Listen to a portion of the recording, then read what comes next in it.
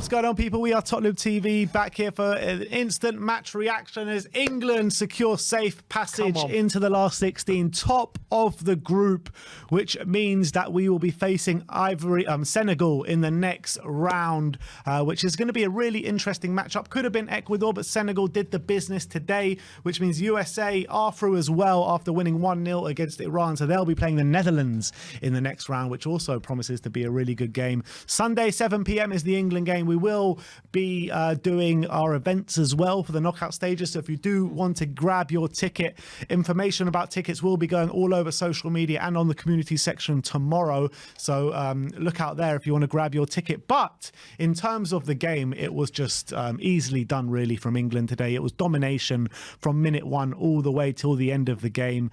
You go into half time at 0-0, but that didn't really tell the story of the game because England completely dominated. In the first half, to be honest, they only had that one real clear-cut chance where Harry Kane fed through Marcus Rashford. But within 10 minutes of that second half, England are 2-0 up and it was just cruise control from there. Phil Foden with an absolutely astonishing performance today. Declan Rice and Jude Bellingham I thought were really good today, but it was pretty much cruise control for the majority of the game, wasn't it? Yeah, and I think the real positive as well, the fact that we made two changes in the forward line, Rashford and Foden coming in to start, and they've both got on the score sheet and both played really well. And that will give the team and the camp a lot of confidence because Saka and Sterling as well already on the score sheet. It just goes to show that Southgate was able to tinker and was able to freshen things up, and it was still working, and players were still contributing, and that was really, really vital for this team. And Rashford scoring a free kick and getting a second with a nice individual effort. Harry Kane getting his third assist of the tournament for Phil Foden to put England 2-0 up. So really accomplished display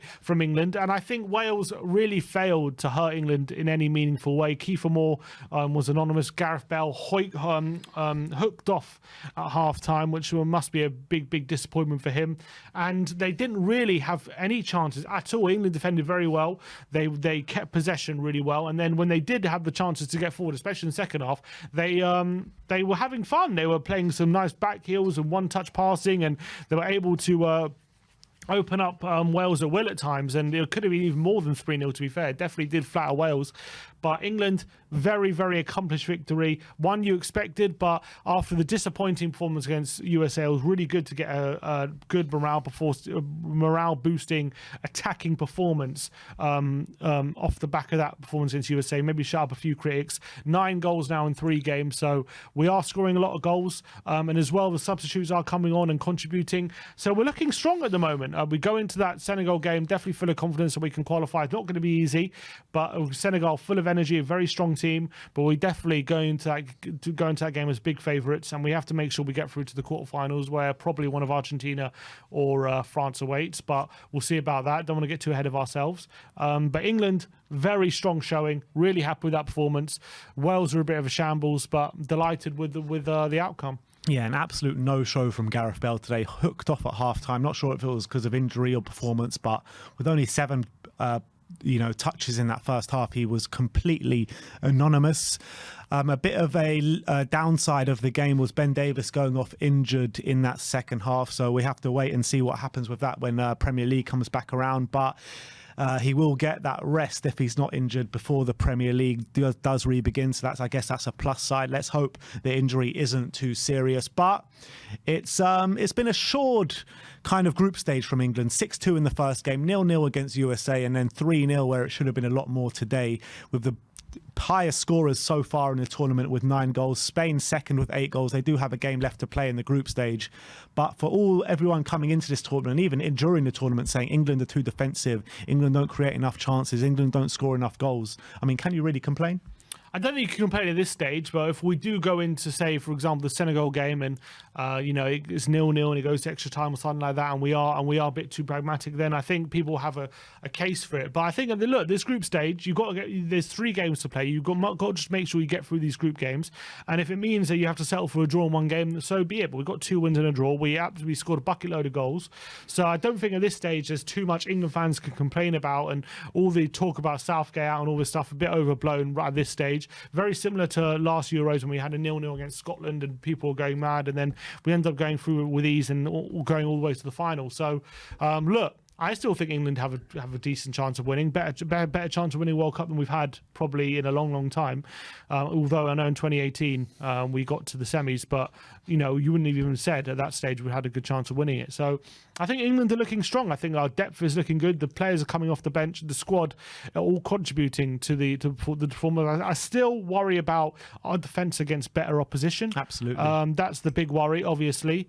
We haven't really defensively been massively tested in the group stage, and that will come against Senegal and against in the knockout stages. But I think our attack is looking fierce, and it's looking really strong, and it's looking creative, and it's looking bright. And I think Bellingham is a breath of fresh air at the moment in the centre of the park. I really like the way he's always forward thinking, likes to do little touches, always looks forward, doesn't always look sideways and backwards. And I think anyone who's coming in on the wings is looking good right now.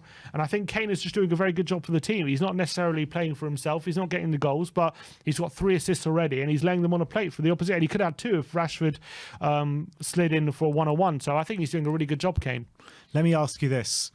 Grealish, Rashford, Saka, Sterling, Bellingham, and Foden have all scored in this tournament. Bellingham is probably not part of this.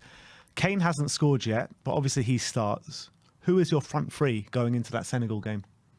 For me, it would be Rashford, Saka and Foden. What, no Kane? And Kane. Oh, right. You play Foden in the 10. Yeah, play Bellingham and Rice. Then you play Foden in behind Kane, and then you have Saka on the right, Rashford on the left. That's what I would go for. That's for me the most informed and the team that has a bit of creativity, pace, and it has with Bellingham and Rice. Bellingham there as well.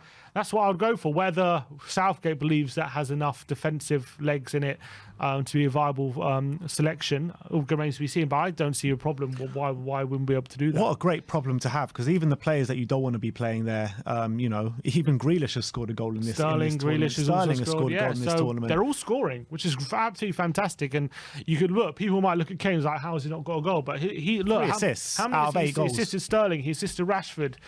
He assisted Foden. He made one on for Rashford as well today. Yeah, so he's doing a brilliant job for the team. I don't think you could not have him. So I think he's doing a brilliant job, and I think that would be my front three. But we'll have to wait and see what Southgate selects. Sunday is going to be a very, very big game. I'm really looking forward to it. But we're playing well, and I think you have to look forward to the England game now, and the attacking talent we have as a reason. There's not a reason not to be excited, but we just got to make sure on Sunday defensively. We're on point today, but we weren't really tested, and it's going to be a bigger test on Sunday. Yeah, absolutely. I think I completely agree with you. I would also do that. I'll play Foden in behind Kane, Rashford on the left, and Saka on the right. That's exactly what I would go for as well.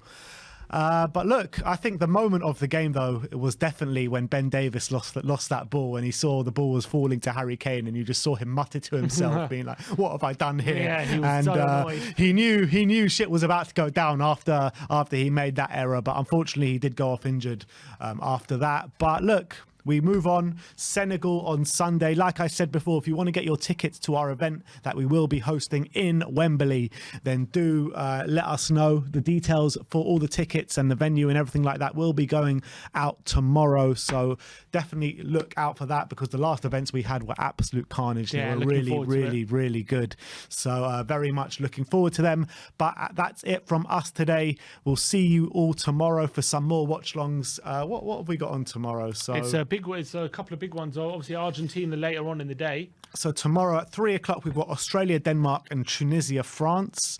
And then we've got Poland, Argentina, and Saudi, Mexico. So some big matchups. I mean, the games later on in the day tomorrow are going to be far more interesting than the ones earlier on in the day. But I'm definitely looking forward to Poland, Argentina tomorrow. Should be great. And look, Denmark, Australia as well, bit of a playoff. So you expect Denmark to win, but Australia are not very good. That's the whole thing. But you expect Denmark to really comfortably win that one. Still playoff to playoff. True.